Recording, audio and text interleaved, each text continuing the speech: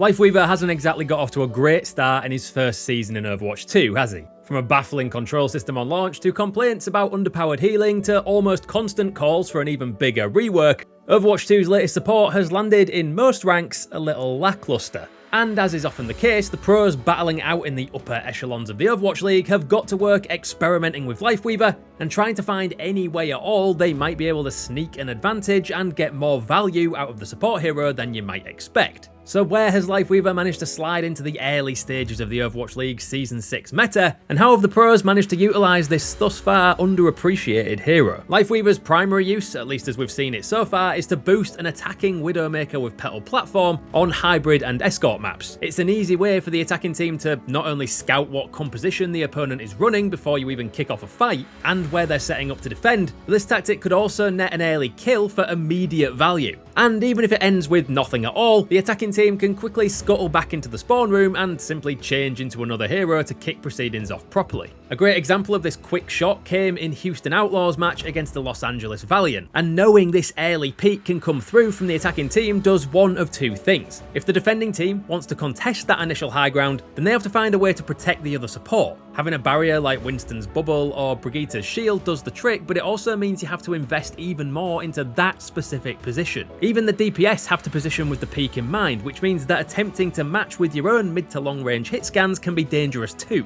This has left teams opting to play way further back on the control point, taking a more conservative position to deny any sightlines to the attacking team that might try a sneaky Petal platform peek. 99% of the time the attacking team doesn't even find value here. But that isn't the point. Knowing that this opening is possible means the defending team has to respect and prepare for it, even if they're unlikely to pull anything truly outrageous off. This style of opening was used on maps like Blizzard World and Hollywood by many teams throughout the league, but it's a quick gimmick pick designed to give a minor advantage right at the start of the game. So what about some more sustained ways teams have looked to get value out of Lifeweaver?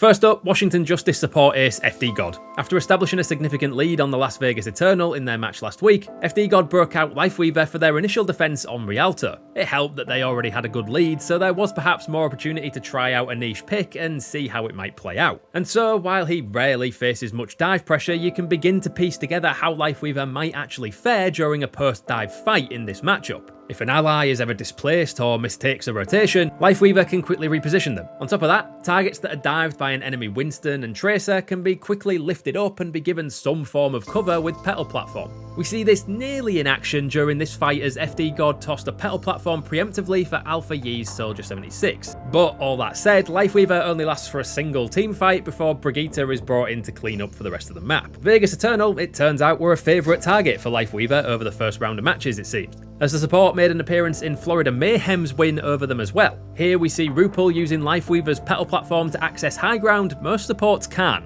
which not only makes it a lot harder for the enemy to engage onto Lifeweaver, but it also gives Mayhem's Mercy another anchor point to fly to with their Guardian Angel, making her a much more difficult target to attack. This position works wonders when it's paired with a more autonomous DPS like an Echo because of how much vision it grants you over the rest of the field. If your ally is in trouble, Lifeweaver can easily just life grip them back to safety and still maintain high ground control, all while keeping pressure maintained from above. Havana's first point has been dominated by Widowmaker players since its inception into the league. The length of the point along with the enclosed high ground allows for the defense to control most of the posturing for the first fight. But with Petal platform, the attacking Widowmaker can suddenly take angles seemingly from anywhere and, more importantly, rival the height the defense controls, something that instantly paid dividends for the Mayhem on their first fight with Merit. And they found an early pick that they'd have struggled to get without Lifeweaver in the game. And it's not just Havana's first point that seems like a possible Lifeweaver stomping ground. Think of Havana's final stretch. It's a single entrance bridge leading into this massive beachfront fort, and needless to say, it's pretty difficult for the attacking team to breach it. But what would happen if you could, say, scale the walls on attack and contest the enemy's high ground?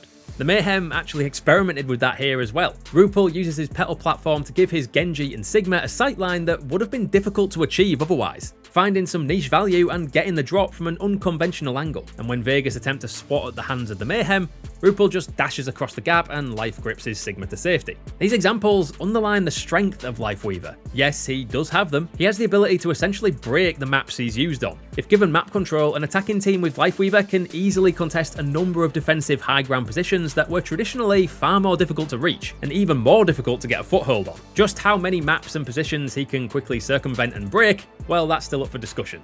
but the potential is very real for Lifeweaver to alter how we simply move on any given map. And considering just how important map awareness is in Overwatch 2, that's a potentially powerful ability that the community as a whole are still trying to work out. And yes, the Overwatch community has been rather mixed when reviewing Overwatch's newest hero. While the Scrimbook Stock Exchange ruled Lifeweaver as unfit for play due to his stupidly large hitbox and low healing output on main, many coaches and players earlier in the offseason were way more optimistic and were open to experimentation, so he may not actually be as far off the meta as some have come to believe. He's already taken a buff to his healing, though granted it hasn't really done enough to help him rise through the support ranks. So with talk of a rework already slated for Season 5, what does Lifeweaver really need? A reduced hitbox, definitely. Some extra buffs to his healing numbers wouldn't go amiss, and a knockdown to the timings of his cooldowns, which can seem excessive at times, would help out obviously as well.